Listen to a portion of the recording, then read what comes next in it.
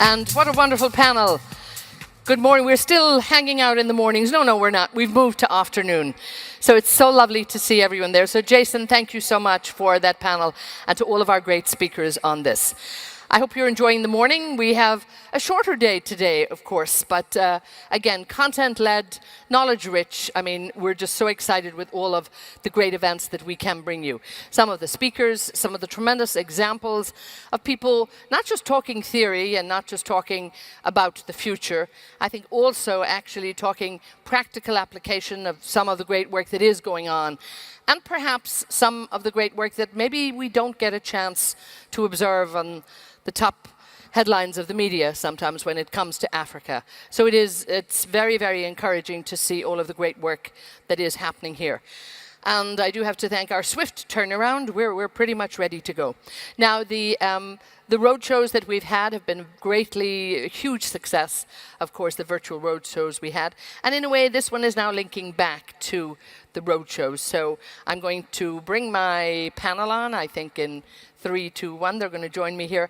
And we're going to be looking at investment and in agriculture. So we'll just head off and we'll get this started. Thank you.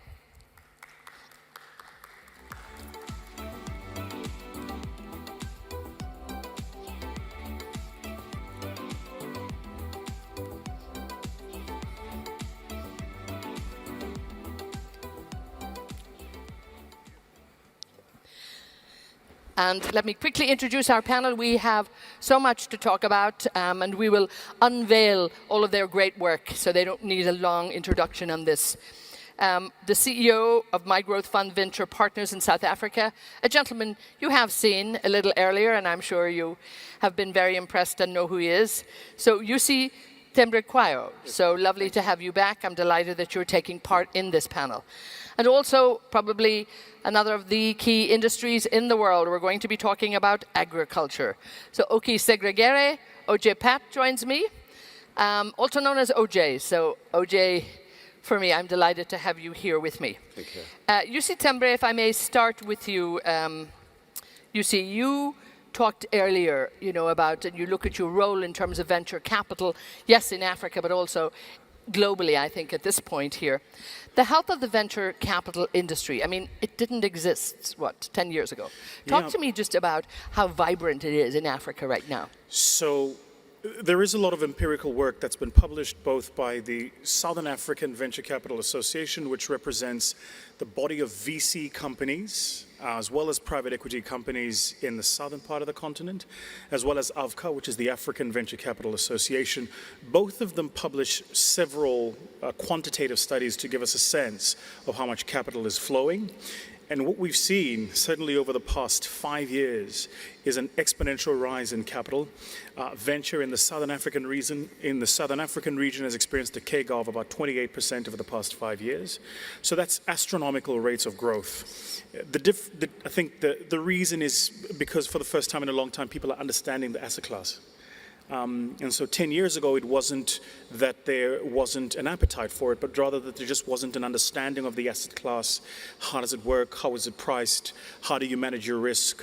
And for the first time in a long time, we're seeing firms like ourselves that understand the environment, that have credibility with investors, institutional investors, and wealthy families, et cetera, who want to take a position in the continent. And it's a very exciting time in that sense, because also a lot of the areas for investment, indeed every sector, I would imagine, is wide open right now. OJ, let me bring you in here when we think about agriculture and when we think about food security. I think it's possibly on the top of every government's agenda in the world, not just Africa. How important and how much attention should we all be paying to the concept of food security? Thank you so much. One thing we must agree, let me start by saying the world population is growing high by day. And because the world population is going high, the arable land is becoming smaller by day. And therefore, there is need for us to be able to get tired. We must be able to give science, innovation, and technology its space for us to be able to feed the world population. It's therefore important to get to know that it's not just about Africa, but most importantly for Africa is because then we are the source of the raw material that the world requires. It's time for Africa. It's time to rise up. It's time to transform agriculture. It's trying to get everyone on board. Whereas we go into tech, science, in farming, it's not going to be disconnected. And food security, then it's going to help us to be able to get the world secure, because then you cannot engage with anybody who is a hungry person. So it's important to get to know that food is what we're dealing with. And therefore, from where we sit in Africa, it's time for us to be in action. We need to transform the land, we need to add value, and we need to be able to ensure that everything that we do is done right, because the population is going up and there's no shortcut about it. Yeah, and I think the concept of adding value is so important for every industry in Africa. We'll talk a little bit more about that. You see, you talk about the concept of building a spirit of enterprise, and you're not just talking about entrepreneurs. You're actually, I get the feeling you're talking much more of a mindset, of an ecosystem, and it's about really bringing all parts of society together to make sure that we think of this word maybe in a very, very different way. Yeah. You know, the old African expression is that it takes a village to raise a child. And I think if we talk about building the economies of Africa and the economy of Africa into the future, we have to recognize that there is a village. And the village is not just the entrepreneurs themselves building these businesses. It's not just the traditional capital markets. It's also heavy and large industry. It's the old legacy industries of Africa, mining of which is a part, who have to recognize the role they have to play in becoming a part of the transformation of the continent too. You know, the old example about if you look at any technological device anywhere in the world, it's powered in some measure by a mineral that comes from a part of the continent. So the spirit of enterprise is not just about saying, well, let's go in and take a bet on an entrepreneur and a founder in a sector. It's about saying, let's take a wider view of the value chain of opportunities that are available. What we've seen work for our investors is this view. Take the value chain perspective. So if you are going to invest in a fintech platform, think a little bit about not only a fintech platform, but the enablers of that fintech platforms. Think a bit about the off-the-shelf technologies and how those off-the-shelf technologies need to be augmented to operate in a particular ecosystem. Think a bit about regulation and how you can. So if you take a value chain point of view, you, as the investor, are in charge of your destiny, rather than leaving it to the vagrancies of the markets. And again, you mentioned that, OJ, very much, this concept of added value. And I think we look at Africa, and it's a very resource-rich country. And it always has been a resource-rich country. I think we look back on the legacy of, you know, the energy sector, whereby that raw material was just taken from the ground and moved. There was value added elsewhere. The mining sector is, I think, going through this at the moment when we look at the value added that almost could be and needs to be done in Africa. But in the agricultural space, where do we begin to add value there that can, you know, grow ecosystems, that can grow communities, and also that can provide a good living for people? Thank you. From where we sit, energy is key. Energy is for manufacture, energy is for lighting. Energy is for small things that we do. Every single thing we do is about energy. So it's time we thought about energy in a totally different way in terms of transformation. We need to transform energy, we need to conserve energy, and we're not going to run away from it because we need energy in every place. We still in a continent, taking an example of Kenya, whereas the government has worked very hard to ensure that there's energy penetration, electricity penetration, but we still have populations in Africa that have no electricity. And therefore that makes it very difficult for us to be able to achieve value add processing and be able to enhance the productivity. And when we talk about value add, we talk about food security, we talk about logistics in agri, we need energy right from the farm in terms of cold storage, managing the cold storage chain, in terms of processing, in terms of packaging, in terms of even flying to this place. If we all flew here, we used fuel, and that's energy. So it's important that we have a critical discussion around about energy. And for us in agri, There is no way we're going to separate it with energy. We need to run our packhouses, we need to run our greenhouses. But for us in Kenya, even the irrigation system in Africa must be run through the energy. So it's important that we see. And we get into mining, it's all clumped into the soil. I must do soil test, I must do everything. And therefore, energy is not something we're going to run away with. And time for investors to look at energy in a totally different way and find out how innovation comes in, how science comes in. And as I said, by the end of the day, the entire world requires energy to be able to feed itself. If not, we'll all be dead one day. We need to look at it in a totally different way. And this is the time. And Africa is where we need to go to, because we have what it takes in terms of running solar and running literally everything called energy. And just let me stay with you a moment. Now, here in this region, Agritech is getting a lot of attention, and there's quite a lot of investment, I think, coming into Agritech. In Africa, how could you perhaps lure some of that investment money to, are there projects in Africa that would actually suit the level of investment, production, particularly in the Agritech space right now? Let me speak to the investors and let them know that, listen here, there's no better place to invest other than Africa today. We have the raw material. And therefore, first of all, when you look at raw material, you do not want to carry raw material from Africa to other parts of the world to process and return it back to Africa. It's easy to invest in Africa because there are incentives. And I will talk about here, for example, in Kenya, the incentives that government has put in place to be able to bring you. There's a private-public partnership. And the investment they are in has been opened up, and Africa is open for business. In terms of crude oil, in terms of timber, in terms of literally all agri products, when we're looking at raw material, Africa is the place to be. So why would you want to go and invest elsewhere and carry raw material from a totally different part of the world when you can be able to process and manage from the same place and just send out a finished product? So it's a time to come and look at Africa.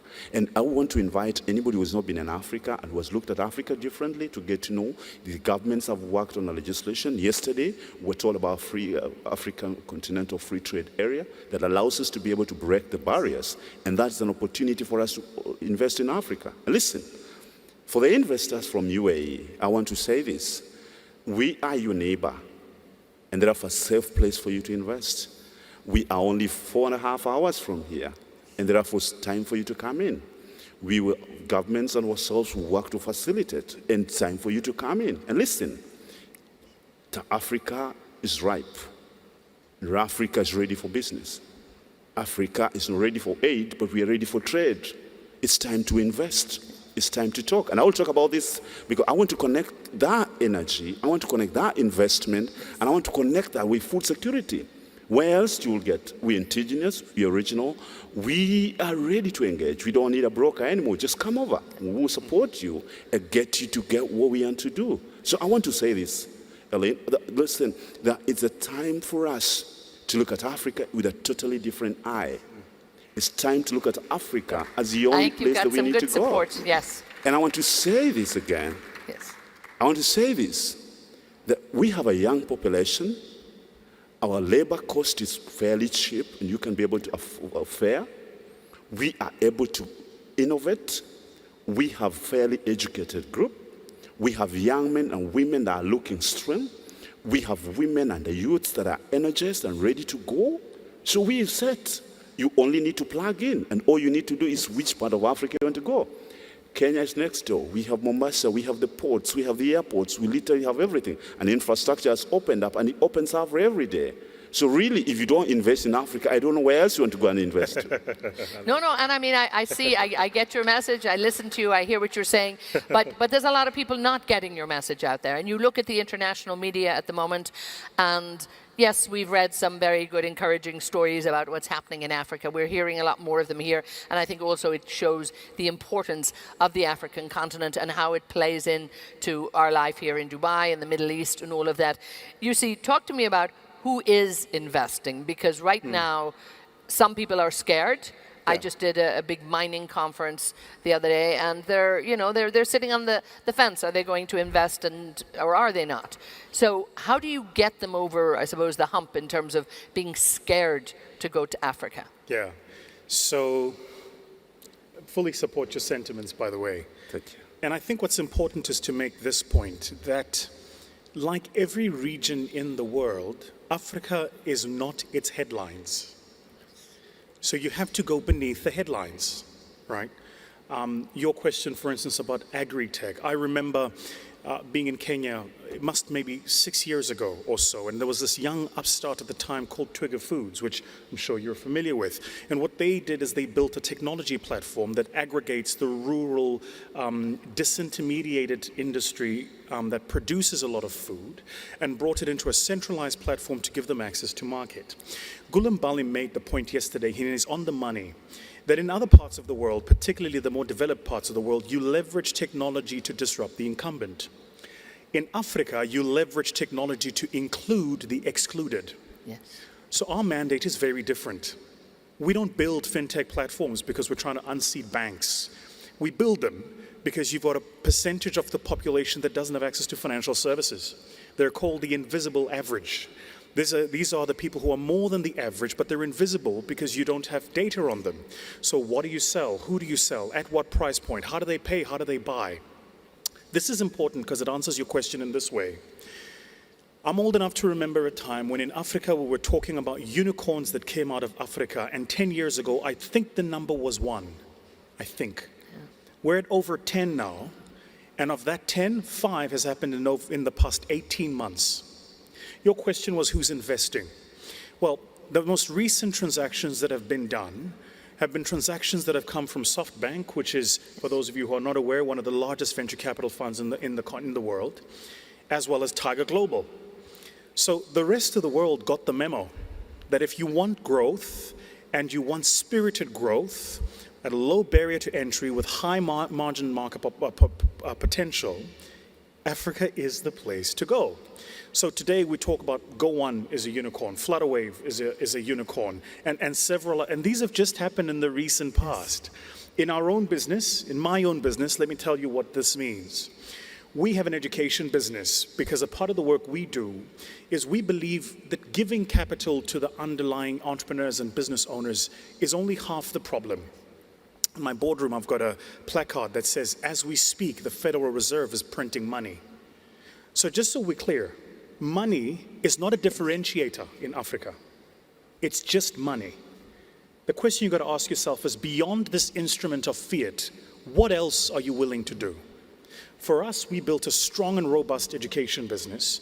We partnered with Harvard Online, and we deliver to each and every single one of the businesses that we impact educational programs that are built by the best institutions in the world. So I not only give you the currency, but I give you the ability to understand how do you build a business? How do you scale? How do you know when you are the right entrepreneur for the right moment? Because businesses go through life cycles and funders don't mature businesses. Matured managers don't build a business for the second wave. How do you do that? So it takes a village, and the village is about recognizing that there is an ecosystem. I'd hate for us to come out of this conversation and think, well, it's just about we need to invest and put the money down. Sure, invest and put your money down, but bring the best people as well. Yeah. Bring technical skills and expertise. Bring people that understand how to build relationships, understand the local cultures and the environment. Bring the educators, bring the accelerators, bring the scalers. All of that is the village, this ingredient that it takes to make this incredible salad we call Africa. Yeah. And I think at the very opening of this conference, when the chairman of DP World talked yesterday too, he actually said that really that it was education, that was going to be, I suppose, the new currency to make sure that the rest happened. OJ, when we look at education too, and, I can see its accessibility possibly in the cities and everything more, with your background, and you've done a bit of farming yourself, but you're probably more in contact with the people in some of the rural areas, and we look at rural development and we look at really how, you move this forward and you add value there. How important is education, in perhaps the rural areas, probably even more important, and also maybe keeping people in the rural areas and making sure that they can actually develop the resources of the land to become, maybe the Agritech comes back there, but also to become actually very successful people. Thank you. Let me say it again. As I said earlier, Africa is ready. Education is an equalizer. education is purely an equalizer. And today, the rural communities, in the penetration of tech, let me take an example of Kenya. If it was not for education, we'll not be having M-Pesa. And M-Pesa is basically because of education. And if that comes from a rural young man that came from the village, it means that education can be taken there. So it's time to invest in education because it's the only equalizer for all of us. And this has nobody in terms of a class. The difference, I keep saying, between each one of us is not about anything. It's about how much exposed we are. So it's time to invest on education. And for where I come from, it's time to encourage the young men and women to get into education, and particularly agri. Because by the end of the day, after this session, we'll all be going for lunch. Where do you think that food is coming from? It's coming from people who are exposed, who are educated, who are able to bring it here for us to be able to eat. In farming, we're talking about traceability. We're talking about tracking that. We're talking about logistics. We're talking about money, and we talk about agribusiness. It can all come out from people who are not educated. So it's time for us to look at agri differently and educate people. But listen, before I finish, let me just drum support for Kenya and say, listen, we have the best flowers in the world. It comes from educated community. We sell best avocados in the world. We have mangoes in the world. We have beans, green beans. We literally have all fresh produce that we export all over. I can't forget tea. I can't forget coffee. That is what educating our people and our populations. And therefore, investing, and when you invest in agri, you're basically investing in supporting that rural farmer in Kenya, in Africa, to be able to take their children to school. Because we are educated, because largely we are an agri-based economy in Africa generally. Apart from a few countries, but most of African countries are basically agri. So if we are looking at investment, let's invest in agri, because the returns from that investment to the farmers takes our students, our children from the local community to school, and now brings an equalizer. We're here because of education. If I didn't go to school, I won't be farming, I won't be here. It's because education has brought us together. An equalizer. But I want to speak this way and say, listen here. Again, I repeat that none of us can survive on the face of the earth today without the other. And listen, yes. You can be a powerful person, but unless you are satisfied, it's all nothing. We must all go down and say, how do we balance tech? How do we balance science? How do we bring education in? Because science and tech is not coming from anywhere other than education. So if there's anybody looking at investing, this is the best time to invest, and invest in education so that we are an equalizer, because the world is becoming a global village by day. I could speak about this more and more. But listen, it's not time to talk. It's time to get into action. I think we've been in boardrooms and conferences enough. I want to see action moving. I want to see things moving. I want to see one step at a time. I want us to rally together. We are stronger, and therefore we need to work together, friends. We need to work together. And I think we've started on that, and I think if I have two people here, who can actually begin to lead us there. I just want to say, OJ's partially right. Kenya has good avos, but South Africa has better. I'm just saying. And as you're just saying, and you can buy a little bit here and there, yes, but we keep an eye on what you're selling at the minute. But talk to me about, again, locally owned business, businesses who are investing, Africa investing in Africa. Africans. Are we seeing much more of that? And then where can Dubai fit into this? So the great thing is this, right? So I love this monicum about Africa beyond the headlines. So if you think about a beautiful country like Botswana, for instance, right? I think the population is just over 2 million people thereabout. The Botswana story has often centered around its mineral wealth, but what most people don't know is that the financial services industry of Botswana is actually growing. right? And it's not just growing, but it's becoming one of the preferred centers to set up a regional investment hub if you want to get in. So even if you're thinking about investing in Southern Africa, you've now got South Africa, which for the longest time has been the leader in the market. And as a South African, I hold a particular view, and that view, of course, is biased, which is that we are the best, but we're the best because we're the best. But beyond that, you've got a beautiful country like Botswana, great place to base yourself. You've got Mauritius. And so there's been a development of these new territories that are thinking about how do we become the gateway to the continent. I mention this only to make the following point, which is that for the first time in a long time, you have opportunity and options. Just 2 years ago, one of the leading banks in the continent, Rand Merchant, published a study talking about what was happening in North Africa, and some of the North African countries looking to become the base for capital to get into the continent. And what they were seeing was that it was not just the external investors coming into the continent, but internal investors investing themselves. You'll hear later Puti, who I have a lot of respect for, who runs one of the largest kind of, conglomerate media empires. But they have an investment business called the Naspers Foundry, whose entire foundation is about taking capital and investing it in the continent. They're not the only ones. Anglo-American has done similar, De Beers, similar. So large industry recognized some time ago that you can't have an economy built purely off the base of big business.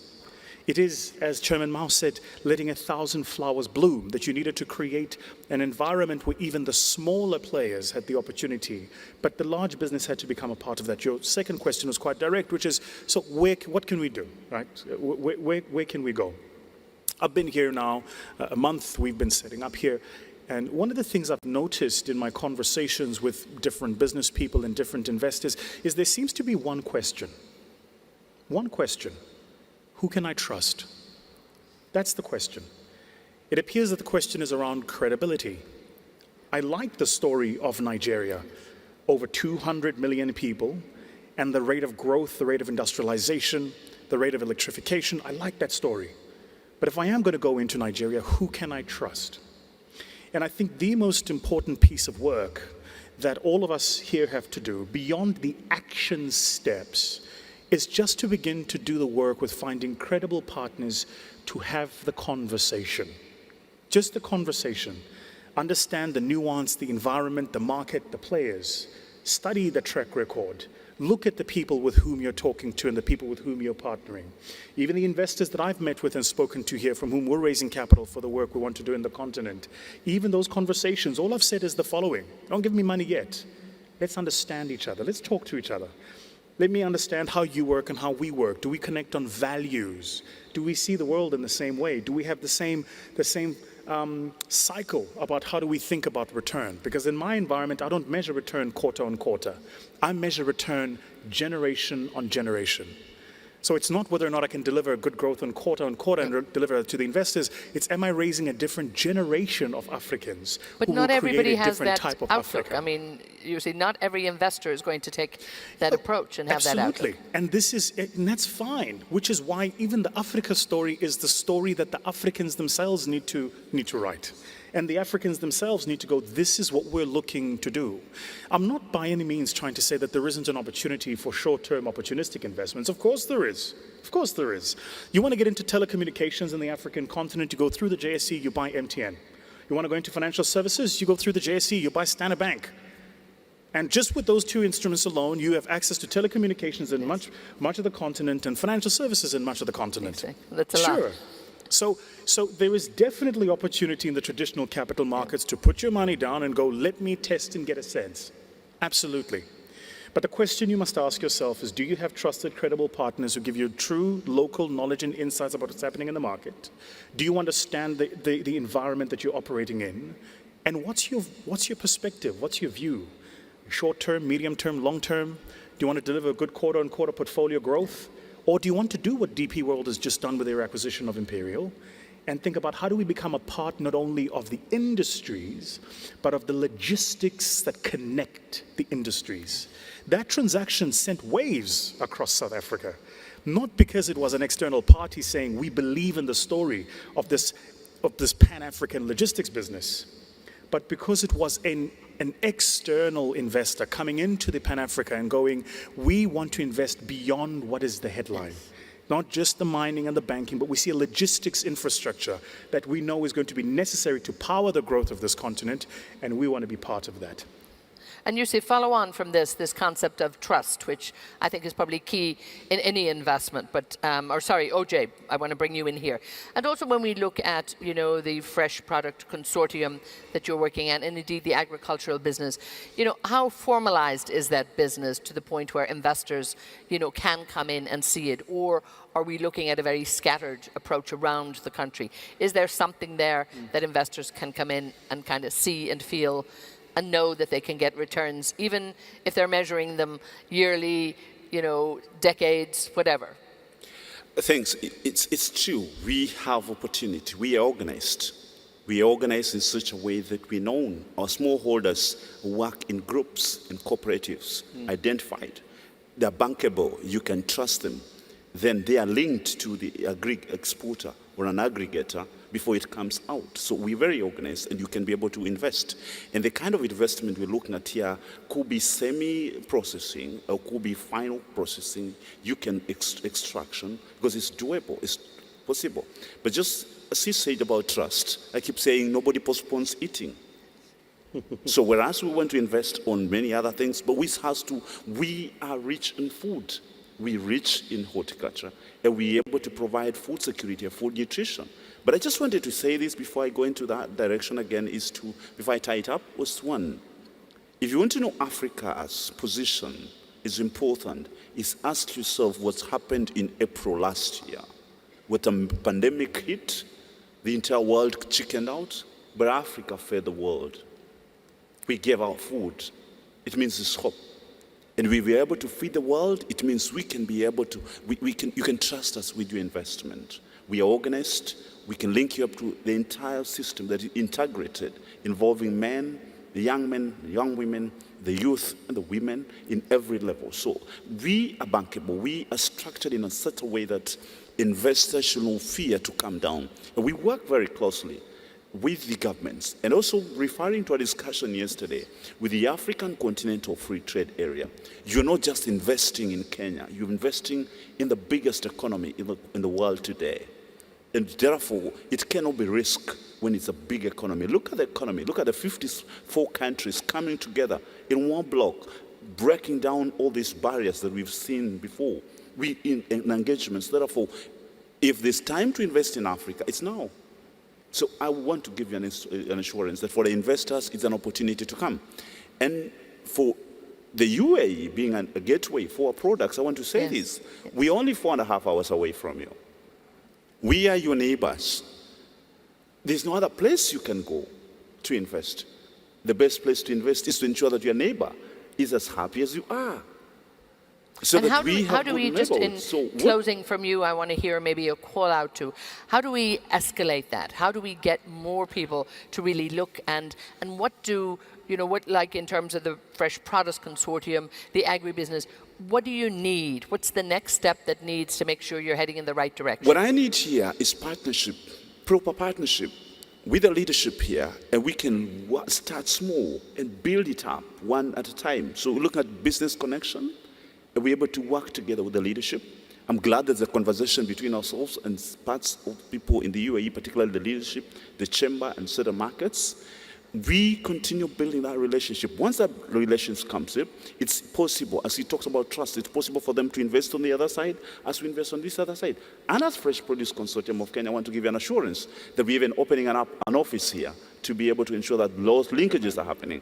And we are opening an office in this month. By the time I leave this place, we'll have opened an office to ensure that there are linkages that take place immediately.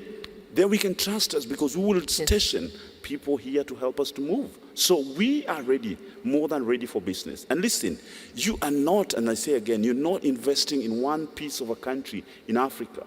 You're investing in a block of 54 countries that have come together. We produce under the sun. It's 12 months of the year. 365 days. We are not in anything in terms of greenhouse emission. We are minimal. And when you look at the climate change, we are championing. We have forests, and we want to ensure that it's sustainable in whatever we do. So it's time for us to work together. So friends, let's dialogue. Come over, let's talk. Our governments are ready. The private sector is more than ready. Yes. This proper, robust legislation that has been put in place in the last couple of years. So really, any reason, anybody who has any fear, then they have their own fear. It's time to open up. Yes. Please come. Let's work together. Let's start one by one and build up the momentum and look at how it grows. It's time to invest in I'm Africa. there with you. I think we're all there with you. It's time to and invest again, in it's Africa. About, talking, getting familiar, knowing who your customer is, knowing who your client is, understanding that. I'm going to leave you, you see the last word here, your own personal mission, your corporate mission, your wider mission, as you say, really is to change that African narrative. In terms of business, investment, in terms of again, bringing the trust element to the very core of everything that business will do. How do we move forward on that? So I leave you a closing word on lead us forward. When I started my growth fund, I had just exited my business. And I was thinking long and hard about the what to do next. That moment you get to in your life where you go, what does the next decade of my life look like, and what do I want to dedicate it to? And I'd done 1 or 2 investments on the side, and I thought this might be an interesting hobby to keep investing. I didn't recognize that it would consume me the way it has. Wow. And the reason it's consumed me is not because of the investments themselves, but because of the underlying people in whom you invest. It's seeing the impact in the community and the families and the countries where you're making those investments. So my clarion call would simply be this. First, start the conversation. You were talking about, we're set up here. And the reason we're set up here is not only to raise capital, but to talk to people who have bases of capital and say, want to chat to you and advise, help you understand what the opportunities are and frame investment opportunities. So number 1, start the conversation. Number 2, be clear on what your objectives are. Short-term, medium-term, long-term, which industries, which sectors, and understand the underlying opportunities as well as risks, because those 2 things do go hand in hand. And number 3, which is the most important, is frame the narrative beyond the headline. It's not just about how much capital can we put in, but it's also about what impact can we have, where else can we go, and how can we leverage the ecosystem. It takes a village to raise a child. And I'd like to think that this village has the opportunity, at the very least, to raise a few children. Super, thank you so much. And I know our village of Dubai and our ever-expanding market here in the United Arab Emirates, and I think the great work that the Chamber of Commerce particularly is doing in really driving this forward, I think is commendable, and we can see the results of it. We can see this from the very beginning of the Global Business Forum with a focus on Africa, and it really has shifted, and I think we're all beginning to learn and have a deeper conversation. Gentlemen, I want to thank you. OJ, thank you so much, and Vusi, thank you so much for your great content, of course, but your great inspiration, I think, and the ambition that's there, and also, without a doubt, I think you bring us with you, and we'll soon be ready to run with you. But we have to wrap this up, and we have to run. So I want to thank you all for being with us. Gentlemen, thank you so much.